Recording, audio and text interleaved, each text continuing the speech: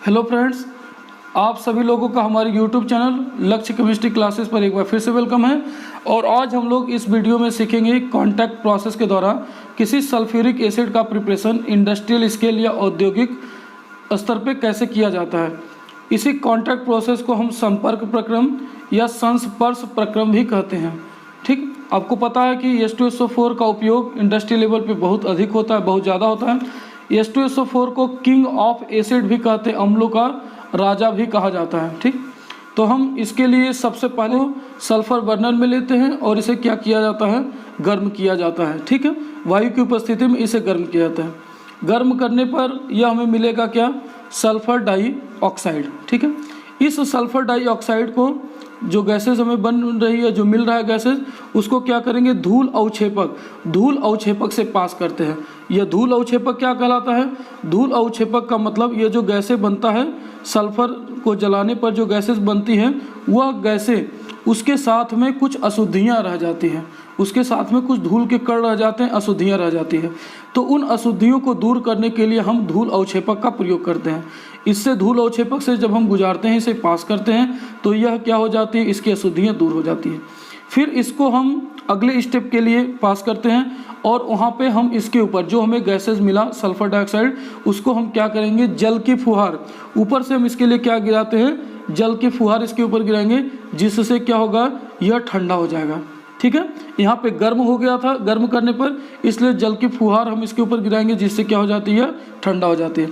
और यह जो अवशिष्ट पदार्थ है, अवशिष्ट जल है, वो क्या हो जाएगा, इससे बाहर निकल जाएगा।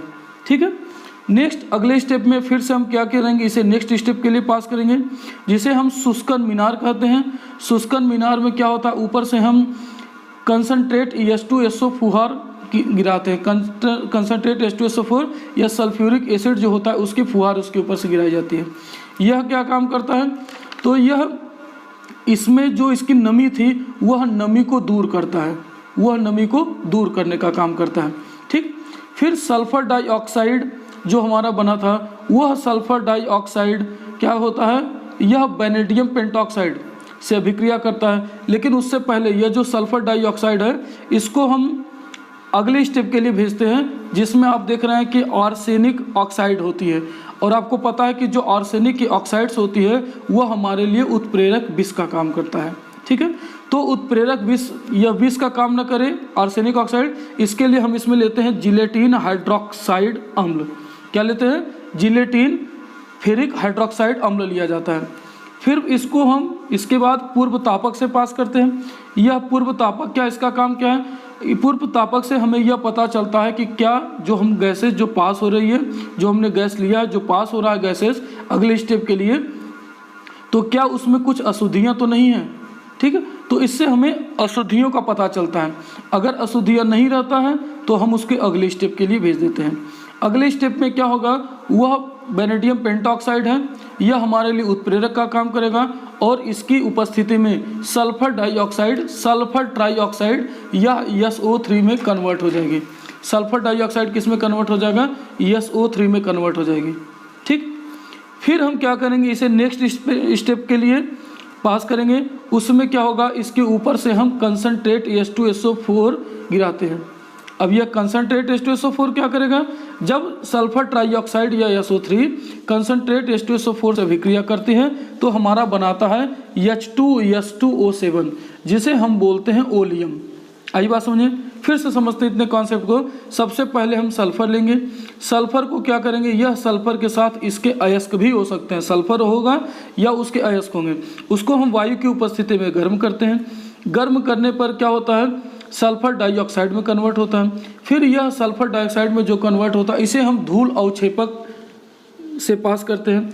धूल अवक्षेपक का काम क्या होता है, तो जो धूल अवक्षेपक होता है, वह जो गैसों के अंदर जो अशुद्धियाँ होती हैं, उन अशुद्धियों को क्या कर देता है, दूर करता है। उसके बाद ऊपर से हम जल की फुहार, अगले स्टेप में ऊपर से जल की फुहार गिराते हैं।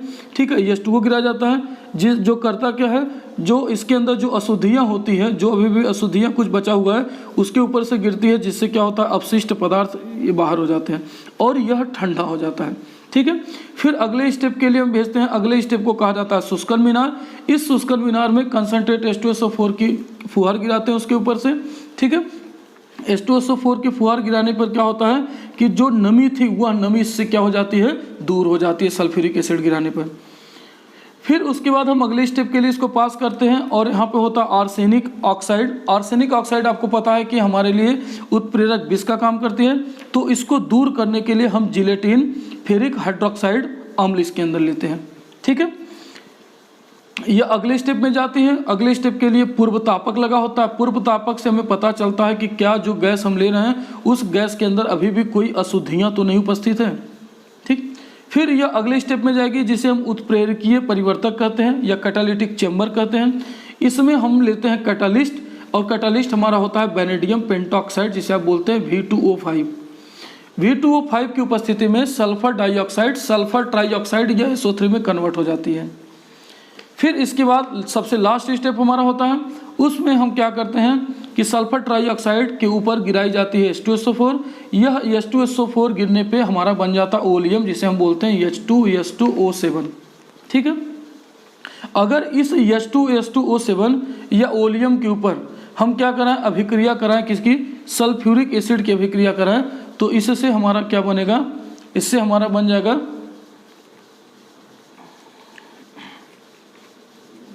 यदि हम इस H2S2O7 पर फिर से जल के साथ अभिक्रिया कराएं तो हमारा बन जाएगा क्या, सल्फ्यूरिक एसिड मीन्स H2SO4। ठीक, तो देखते हैं इसमें कौन कौन सा स्टेप होता है। तो सबसे पहला स्टेप, फर्स्ट स्टेप में क्या है, तो फर्स्ट स्टेप में आपने देखा कि सबसे पहले हम लेते हैं क्या, सल्फर, और सल्फर रिएक्शन करता है किसके साथ, हमने ऑक्सीजन के साथ अभिक्रिया कराई, और गर्म करने पर यह क्या बनेगा, किस में परिवर्तित होगा, तो यह परिवर्तित होगा SO2 में। SO2 को आप बोलते हो सल्फर डाइऑक्साइड। ठीक है, फिर इसके बाद था सेकेंड स्टेप, और सेकेंड स्टेप में आपको पता है कि यह जो सल्फर डाइऑक्साइड हमने लिया था, इस सल्फर डाइऑक्साइड यह क्या करेगी, अभिक्रिया करेगी किसके साथ, ऑक्सीजन के साथ, in the presence of V2O5 vanadium pentoxide, जिससे हमारा क्या परिवर्तित होगा, जिससे हमारा SO3 में कन्वर्ट हो जाएगा, जिसको आप बोलते हो सल्फर ट्राइऑक्साइड। इसका नाम क्या है, तो यह है सल्फर ट्राइऑक्साइड।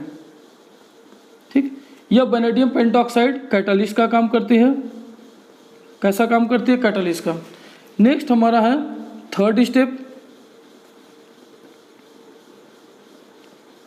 नेक्स्ट हमारा थर्ड स्टेप में हमने बताया यह जो SO3 है सल्फर ट्राइऑक्साइड, यह क्या करेगा, तो ऊपर से हम H2SO4 गिराते हैं सल्फ्यूरिक एसिड, और सल्फ्यूरिक एसिड गिराने से हमारा बन जाता है H2S2O7।